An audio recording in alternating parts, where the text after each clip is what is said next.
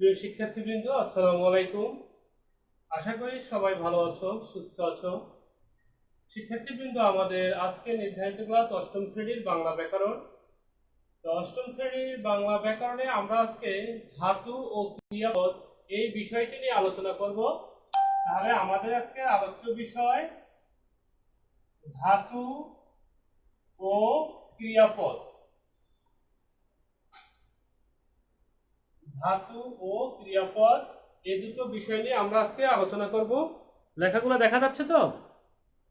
হ্যাঁ। তো দেখো, ধাতু ও ক্রিয়াপদ, আমরা আজকে ক্রিয়াপদ সম্পর্কে আলোচনা করব।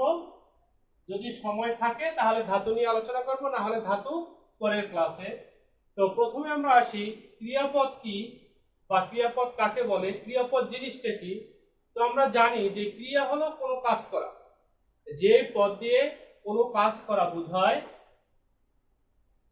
যে পদ দিয়ে বা যে পদ দ্বারা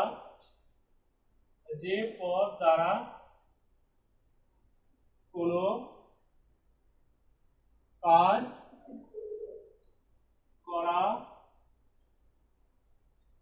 বোঝায় তাই ক্রিয়াপদ। তাহলে যে পদ দ্বারা কোনো কাজ করা বোঝায় তাই ক্রিয়াপদ। যেমন যেমন রহিম বই পড়ে। তাহলে এই যে রহিম বই পড়ে, এই পড়াটা কি একটা কাজ না? এই জন্য এটা হলো ক্রিয়াপদ। শফিক স্কুলে যায়। তাহলে এই যে স্কুলে যায়, যাওয়াটা কি একটি ক্রিয়াপদ। তাহলে দেখো, এই যায় দিয়ে যাওয়ার কাজ বোঝায়, এই পরে দিয়ে পড়ার কাজ বোঝায়। তো যেই পদ দ্বারা কোনো কাজের নাম বোঝায় বা কোনো কাজ করা বোঝায় তাই হলো ক্রিয়াপদ।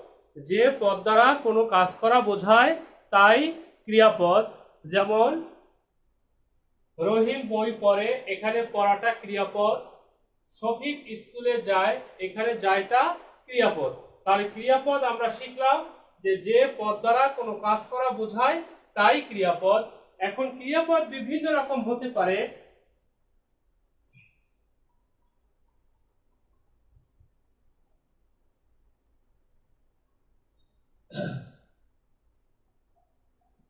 দেখো, ক্রিয়াপদ বিভিন্ন রকমের হতে পারে। যেমন সমাপিকা ক্রিয়া,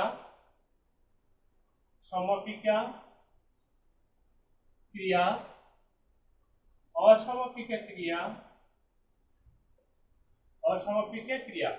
ভাব প্রকাশের দিক থেকে ক্রিয়াপদ দুই প্রকার, একটি হলো সমাপিকা ক্রিয়া আর একটি হলো অসমাপিকা ক্রিয়া। ভাব প্রকাশের দিক থেকে মানে হলো মনের ভাব সম্পূর্ণ প্রকাশ পেয়েছি কি পায় নাই। যদি কোনো বাক্য দিয়ে মনের ভাব সম্পূর্ণ প্রকাশ পায় তাহলে সমাপিকা ক্রিয়া, আর যদি মনের ভাব সম্পূর্ণ প্রকাশ না পায় তাহলে অসমাপিকা ক্রিয়া। এজন্য বলা হয় ভাব প্রকাশের দিক থেকে ক্রিয়া দুই প্রকার। আবার কর্মের অবস্থানের দিক থেকে ক্রিয়া দুই প্রকার। কর্মের অবস্থান মানে যদি কর্ম থাকে তাহলে বলে সকর্ম ক্রিয়া, আর যদি কর্ম না থাকে তাহলে বলে অকর্ম ক্রিয়া। তাহলে কর্মের অবস্থানের দিক থেকে ক্রিয়া দুই প্রকার, একটি হলো সকর্ম ক্রিয়া আর একটি হলো অকর্ম ক্রিয়া। অর্থাৎ যেই ক্রিয়ার কর্মপদ আছে সেটাকে বলা হয় সকর্ম ক্রিয়া, আর যার কর্মপদ নাই তাকে বলা হয় অকর্ম ক্রিয়া। এছাড়াও আমরা আরো বিভিন্ন রকম ক্রিয়া পাই। যেমন বিকর্ম ক্রিয়া, এরপরে প্রযোজক ক্রিয়া, আরেকটি আছে যৌগিক ক্রিয়া। তো আরো একটি ক্রিয়া আছে, সেটি হলো মিশ্র ক্রিয়া। তো মিশ্র ক্রিয়াটি তোমাদের এখন দরকার নাই, ওটা যখন 9 এ উঠবে তখন। তো আপাতত তোমরা এই 7টা ক্রিয়াপদ শিখবে অষ্টম শ্রেণীতে। সমাপিকা ক্রিয়া, অসমাপিকা ক্রিয়া, সকর্ম ক্রিয়া, অকর্ম ক্রিয়া, দ্বিকর্ম ক্রিয়া, প্রযোজক ক্রিয়া, যৌগিক ক্রিয়া। তাহলে আমরা আজকে এই 7টি ক্রিয়া সম্পর্কে আলোচনা করব। এই 7টি ক্রিয়াপদ সম্পর্কে শিখব, যাতে আমরা বাক্য থেকে এই 7টি ক্রিয়াপদ বের করতে পারি, খুঁজে পাই। এবারে প্রথমেই দেখো সমাপিকা ক্রিয়া। সমাপিকা ক্রিয়াটা আসলে কি? সমাপিকা, আমরা যদি সমাপিকা কথাটার অর্থটা ধরি তাহলেই কিন্তু বুঝতে পারি যে সমাপিকা ক্রিয়াটা কি। সমাপিকা ক্রিয়া যে ক্রিয়াপদ দ্বারা মনের ভাব সম্পূর্ণ প্রকাশ করা যায়, অর্থাৎ যে ক্রিয়াপদ দ্বারা যে বাক্য মনের ভাব সম্পূর্ণ প্রকাশ করতে পারে সেটি সমাপিকা ক্রিয়া। তাহলে আমরা সংজ্ঞাটা এভাবে সাজাতে পারি যে যে ক্রিয়া দ্বারা বাক্যের অর্থ সম্পূর্ণরূপে প্রকাশিত হয়, যে ক্রিয়া দ্বারা বাক্যের অর্থ সম্পূর্ণ রূপে প্রকাশ করা হয়, তাই সমাপিকা ক্রিয়া। দেখো, যে ক্রিয়া দ্বারা বাক্যের অর্থ সম্পূর্ণরূপে প্রকাশ করা হয় তাই সমাপিকা ক্রিয়া। যে ক্রিয়াপদ দ্বারা বাক্যের অর্থ সম্পূর্ণরূপে প্রকাশ করা যায়, যেমন দেখো, যেমন করিম বল খেলে। তাহলে এখানে দেখো, করিম বল খেলে, এই বাক্যে ক্রিয়াপদ কোনটি? খেলে। এই খেলে হলো ক্রিয়াপদ। এখন দেখো, এই খেলে ক্রিয়াপদ, এটি আরো কোনো অর্থ প্রকাশ করার জন্য শব্দের দরকার আছে? নেই, কারণ করিম বল খেলে এই বাক্যটি যখন আমরা কারো কাছে বলবো, সে অবশ্যই সহজেই বুঝতে পারবে, হ্যাঁ, করিম নামের কোনো ছেলে সে বল খেলে। তাহলে এখানে কি আর কিছু জানার ইচ্ছা আছে? নেই।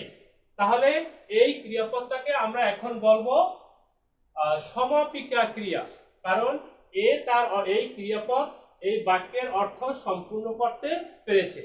তো যে ক্রিয়াপদ বাক্যের অর্থ সম্পূর্ণ করতে পারে সেই ক্রিয়াপদকে আমরা বলবো সমাপিকা ক্রিয়া। তাহলে আমরা কি সমাপিকা ক্রিয়া বুঝতে পেরেছি?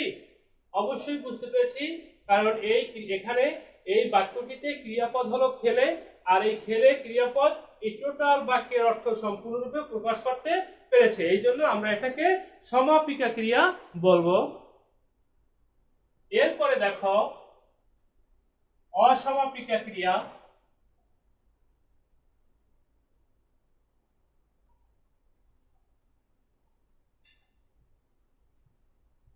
অসমাপিকা ক্রিয়া হলো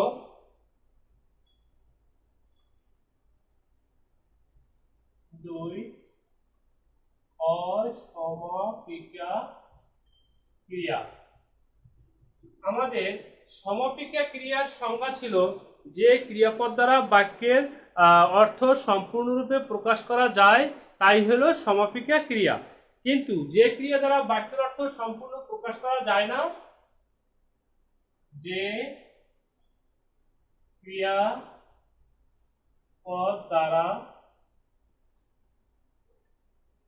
বাক্যের অর্থ সম্পূর্ণ প্রকাশ করা যায় না, তাই অসমাপিকা ক্রিয়া।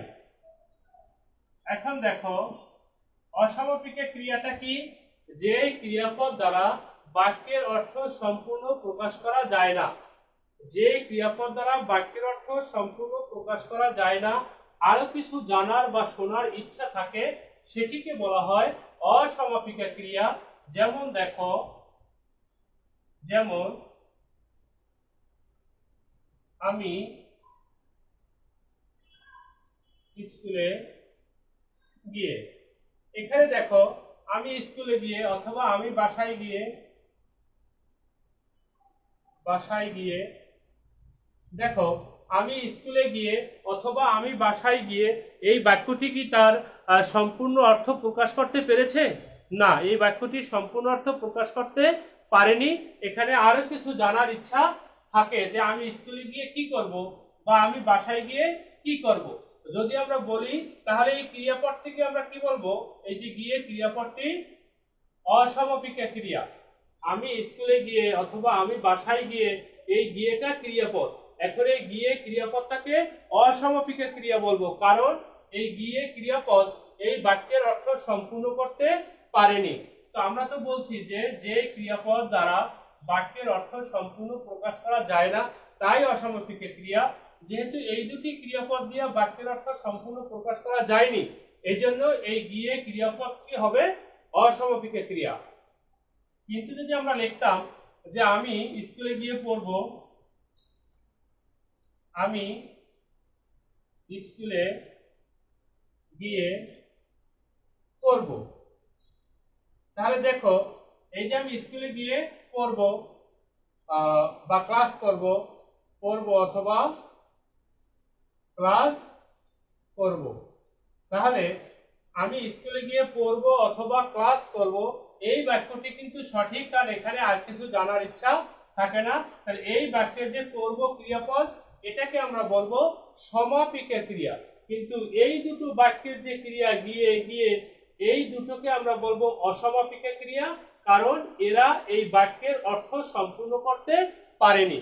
তাহলে যে বাক্যের ক্রিয়াপদ বাক্যের অর্থ সম্পূর্ণ করতে পারে না, সেই ক্রিয়াপদকে বলবো অসমাপিকা ক্রিয়া। আর যদি বাক্যের অর্থ সম্পূর্ণ করতে পারে তখন বলবো সমাপিকা ক্রিয়া। এরপরে আমরা দেখব সকর্ম ক্রিয়া।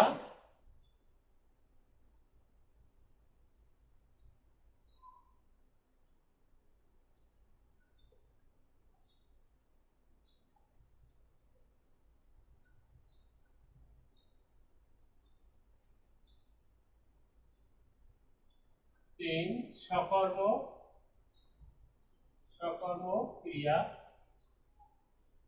দেখো সকর্ম ক্রিয়া, সকর্ম কথাটাকে যদি আমরা বিশ্লেষণ করি তাহলে পাওয়া যাবে কি? কর্মের সহিত বর্তমান মানে সকর্ম, অর্থাৎ যে ক্রিয়ার কোনো কর্ম থাকে না, থাকে, যে ক্রিয়ার কোনো কর্ম থাকে তাকে বলা হয় সকর্ম ক্রিয়া।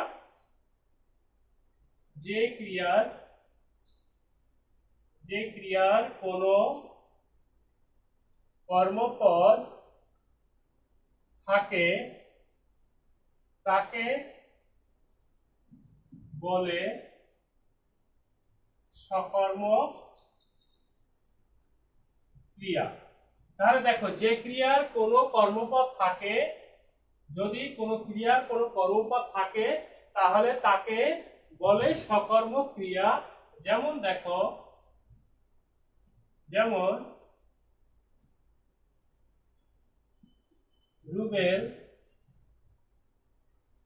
রুবেল বই পড়ে। দেখো এই বাক্যতে এটা হলো ক্রিয়াপদ, এটা কি? পরেটা হলো ক্রিয়াপদ। তো রুবেল বই পড়ে ক্রিয়াপদ। তো আমরা জানি যে কর্ম আছে কি নাই সেটা পাবো ক্রিয়াপদের কাছে প্রশ্ন করলে। ক্রিয়াপদের কাছে কি বা কাকে প্রশ্ন করব, যদি উত্তর পাওয়া যায় তাহলে কর্ম আছে, যদি উত্তর পাওয়া না যায় তাহলে কর্ম নাই। তো আমরা একটু ক্রিয়াপদের কাছে প্রশ্ন করি যে রুবেল কি পড়ে? কি পড়ে? বই পড়ে। তাহলে প্রশ্নের উত্তর আছে, এই জন্য এই বইটা হলো কর্ম। আবার দেখো রুবেল বই পড়ে, যেহেতু পড়া একটি কাজ এই জন্য পরেটা হলো ক্রিয়াপদ। এখন এই পরে ক্রিয়াপদ, এই ক্রিয়াপদকে আমরা যদি প্রশ্ন করি কি বা কাকে, তাহলে যদি উত্তর পাওয়া যায় বুঝবো কর্ম আছে, যদি উত্তর পাওয়া না যায় বুঝবো কর্ম নেই। তো আমরা প্রশ্ন করি রুবেল কি পড়ে, কি এর উত্তরটা হলো বই, বই পড়ে, তাহলে কি এর উত্তর আছে, তাহলে এই বইটা হলো কর্মপদ। তাহলে এই ক্রিয়াপদের কর্ম আছে, এই জন্য এটিকে বলবো আমরা সকর্ম ক্রিয়া। তাহলে যে বাক্যের ক্রিয়াপদের কর্ম থাকে তাকে এই বাক্যের ক্রিয়াকে বলবো সকর্মক ক্রিয়া, কারণ এই ক্রিয়াপদের কর্ম আছে, এই ক্রিয়াপদের কর্ম আছে। এখন এই ক্রিয়াপদটাকে বলবো সকর্মক ক্রিয়া। এরপরে আমরা দেখব অকর্মক ক্রিয়া।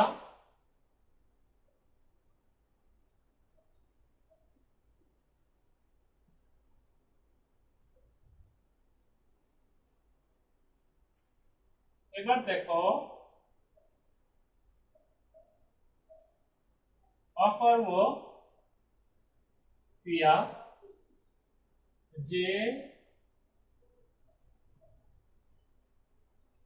যে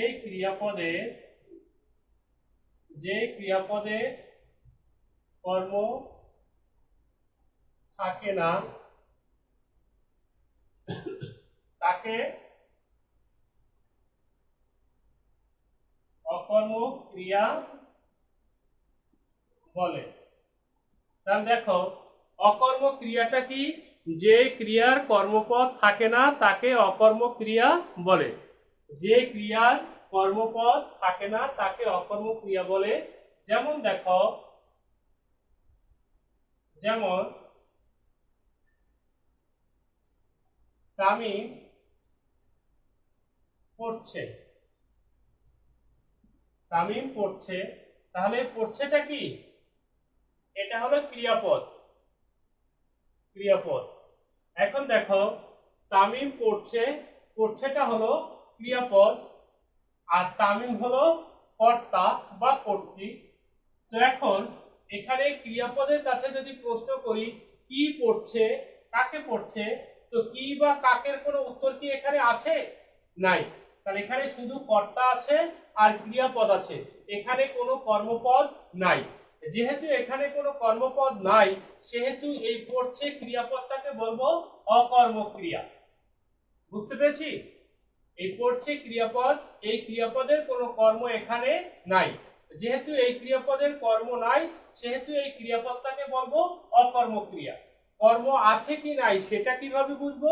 এই ক্রিয়াপদকে কি বা কাকে প্রশ্ন করব তাহলেই বুঝবো। যদি কি বা কাকে প্রশ্নের উত্তর থাকে তাহলে কর্ম আছে, যদি কি বা কাকে প্রশ্ন করলে উত্তর না থাকে তাহলে কর্ম নেই। তো এখানে আমরা একটা কর্তা পেয়েছি আর ক্রিয়াপদ পেয়েছি, তো মাঝখানে কোনো কর্ম নাই, এটা আমরা দেখতে পাচ্ছি। প্রশ্ন না করলেও আমরা বুঝি। তারপরেও যদি প্রশ্ন করি কি পড়ছে, তো কি এর উত্তর কিন্তু এখানে নাই, অথবা কাকে প্রশ্ন করলেও তার উত্তরও এখানে নাই। সেহেতু এই পড়ছে ক্রিয়াপদটাকে অকর্মক ক্রিয়া বলবো। এরপরে দেখবো দ্বিকর্মক ক্রিয়া।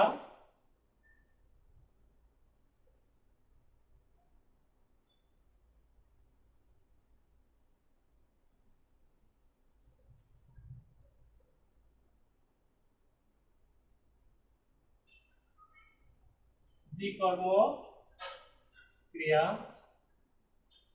যে ক্রিয়ার দুটি কর্মপদ থাকে,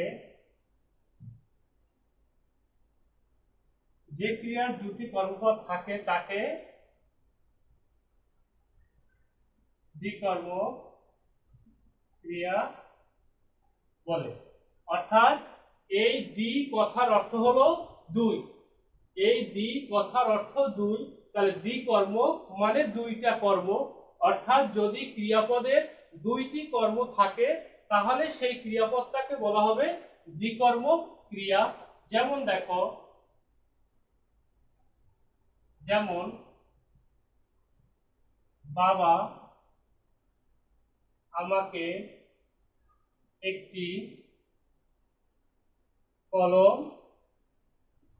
দিলেন। এখন দেখো এই দিলেনটা হলো ক্রিয়াপদ, কারণ কোনো কিছু দেওয়া, এটা হলো দেওয়া, খাওয়া, কাজ করা, এটা হলো ক্রিয়াপদ। তো বাবা আমাকে একটি কলম দিলেন, দিলেনটা হলো ক্রিয়াপদ।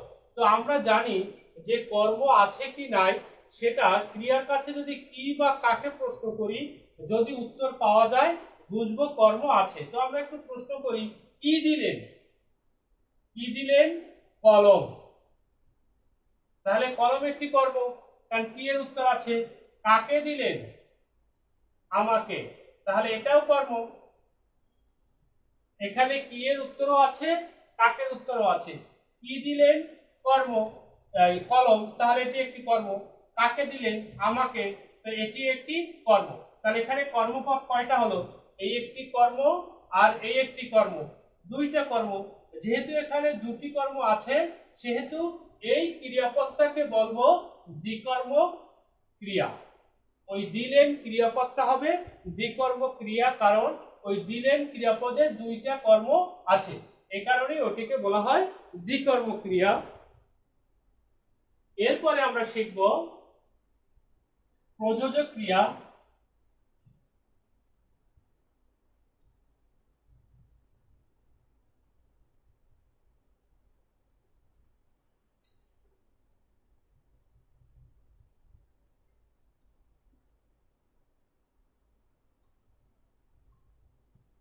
প্রযোজক ক্রিয়া এটাও খুব সহজ। প্রযোজক ক্রিয়া হলো যে ক্রিয়া অন্যের দ্বারা চালিত হয় তাকে প্রযোজক ক্রিয়া বলে। যে ক্রিয়া অন্যের দ্বারা চালিত হয়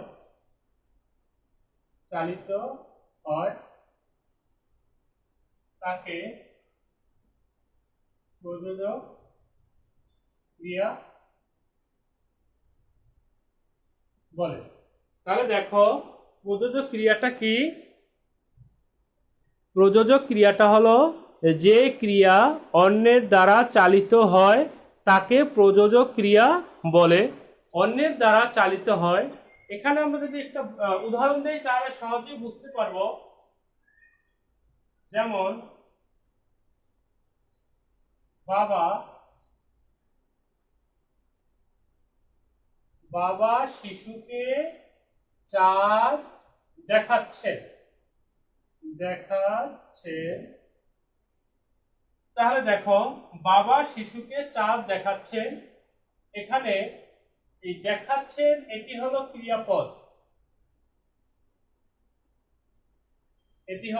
ক্রিয়াপদ, এখন এই দেখার কাজটা কে করেছে, দেখার কাজটা করেছে শিশু, এই জন্য শিশু একটি কর্তা। দেখার কাজটা যে করেছে সে হলো শিশু, সে কর্তা। এখন এই শিশু কিন্তু দেখতে পারেনি, সে অন্যের দ্বারা চালিত হয়েছে, অর্থাৎ আরেকজন তাকে দেখতে সহায়তা করেছে। তো এই বাবা তাকে কাজে সহযোগিতা করেছে, এজন্য বাবাও কর্তা। তাহলে এখানে কর্তা পদ কয়টা, দুটো, শিশু ও কর্তা, কারণ দেখার কাজটি করেছে শিশু, এজন্য শিশু কর্তা। আবার শিশুকে দেখতে যে সাহায্য করেছে বাবা, সে বাবাও কর্তা, কারণ সেও একটা কাজ করেছে। এখন যে সাহায্য করেছে যেই কর্তা তাকে আমরা বলবো প্রযোজক কর্তা। যে কর্তা সাহায্য করে সে হলো প্রযোজক কর্তা, আর যেই কর্তাকে সাহায্য করে সে হলো প্রযোজ্য কর্তা। এ হলো প্রযোজ্য কর্তা, আর প্রযোজ্য কর্তা সবসময় কর্মপদ হয়।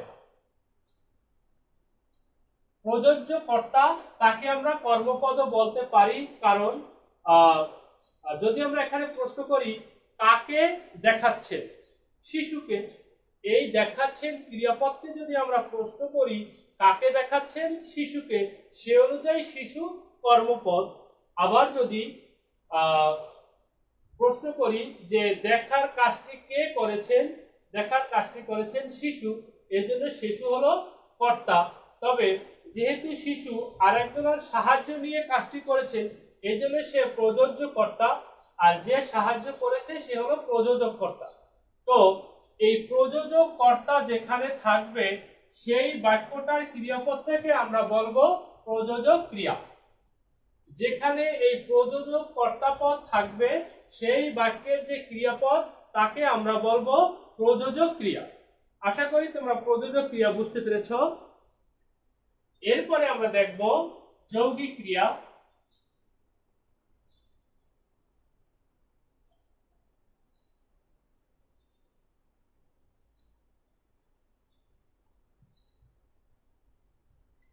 যৌগিক ক্রিয়া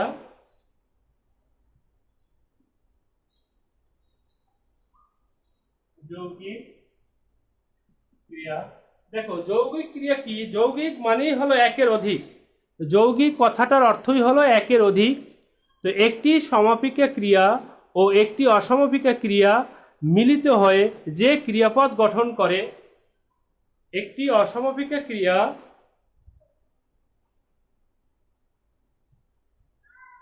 একটি অসমাপিকা ক্রিয়া ও একটি সমাপিকা ক্রিয়া মিলিত হয়ে যে ক্রিয়াপদ গঠন করে তাই যৌগিক ক্রিয়া। তাই যৌগিক ক্রিয়া। দেখো একটি অসমাপিকা ক্রিয়া ও একটি সমাপিকা ক্রিয়া মিলিত হয়ে যে ক্রিয়াপদ গঠন করে তাই যৌগিক ক্রিয়া। যেমন দেখো, যেমন সে পাস করে গেল। তাহলে দেখো এখানে এটি একটি ক্রিয়াপদ, আবার এটিও একটি ক্রিয়াপদ। এই করে করাটাও ক্রিয়াপদ, গেল যাওয়াটাও ক্রিয়াপদ। এখন দেখো এই যে গেল, এটা হলো সমাপিকা ক্রিয়া। সমাপিকা ক্রিয়া কারণ গেল, এরপরে কি আর কিছু জানার ইচ্ছা থাকে? সে পাস করে গেল, তাহলে এই গেল ক্রিয়াপদ বাক্যের সম্পূর্ণ অর্থ প্রকাশ করতে পেরেছে। যেহেতু বাক্যের সম্পূর্ণ অর্থ প্রকাশ করতে পেরেছে, সেহেতু এই গেলটাকে আমরা বলবো সমাপিকা ক্রিয়া। সে পাস করে, এটা হলো অসমাপিকা ক্রিয়া। অসমাপিকা ক্রিয়া কারণ সে পাস করে, সে পাস করে এরপরে কি আরো কিছু জানার ইচ্ছা থাকে? সে পাস করে, এই করেটা কি সম্পূর্ণ অর্থ প্রকাশ করতে পেরেছে? পারে নাই। এই জন্য করে ক্রিয়াপদটি হলো অসমাপিকা। তাহলে একটি অসমাপিকা আর একটি সমাপিকা ক্রিয়া পাশাপাশি মিলিত হয়ে যদি কোনো ক্রিয়াপদ গঠন করে সেটিকে বলা হয় যৌগিক ক্রিয়া। তো শিক্ষার্থীবৃন্দ, আমরা আজকে ক্রিয়াপদ নিয়ে আলোচনা করেছি। আশা করি তোমরা বুঝতে পেরেছো। এরপর পরবর্তী ক্লাসে আমরা ধাতু নিয়ে আলোচনা করব। আশা করি তোমরা বুঝতে পারবে। তো এগুলো তোমরা বাসায় একটু পড়বে, বাসায় বইটা খুলে একটু দেখবে, এই পড়াগুলো মিলিয়ে নিবে, তাহলে তোমাদের বুঝতে সুবিধা হবে। তো তোমাদের সাথে দেখা হবে পরবর্তী ক্লাসে। আল্লাহ হাফেজ।